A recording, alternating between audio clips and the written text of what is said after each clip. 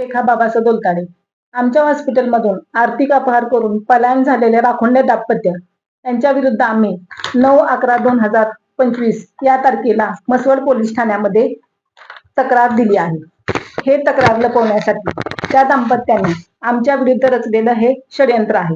ह्या दाम्पत्याने गावातील गावगुंडांना पकडून आमची तक्रार मागे घेण्यास प्रवृत्त करत होते. गावगुंडांच्या तर्फी आमच्याकडे धमकी वजा निरोप देत होते.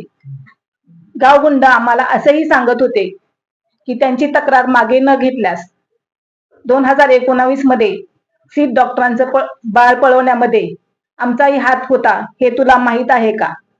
जर ही तक्रार मागे नाही घेतलीस तर राखोंड्या दाम्पत्याच्या पत्नी विरुद्ध आम्ही तुझ्या विरुद्ध बलात्काराची खोटी तक्रार नोंदवणार आहे.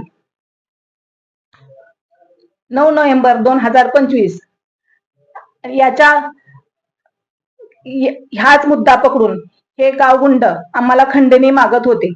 9/11/2025 आणि 11/12/2025 या गावगुंडांच्या विरुद्ध आम्ही आणि त्या दाम्पत्याच्या विरुद्ध 2 तक्रार मसवड पोलीस ठाण्यात दिलेल्या आहे. त्याच्यावरती अद्याप कुठलीही चौकशी झाली नाही.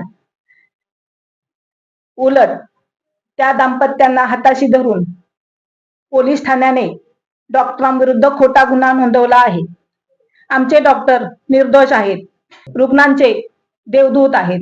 त्या 5ही गुंडांना असलेली मागची पार्श्वभूमी, 5ही गुंडांचे असलेले त्यांच्या विरुद्ध असलेले गुन्हे हे सर्व मसवड जनतेस व पोलीस ठाण्यास माहीत असताना देखील मसवड पोलीस ठाण्याने आमच्या तक्रारीची दखल न घेता त्यांना पाठीशी घालत आमच्या विरुद्ध तक्रार नोंदवली आहे. त्या 5ही गुन्ह्यामध्ये संग्राम सेटे यांच्या विरुद्ध असलेला गुन्हा, लक्ष्मण राखोंडे यांच्या विरुद्ध असलेला पोक्सोचा गुन्हा ह्याचा कुठलीही पार्श्वभूमी बघितली नाही.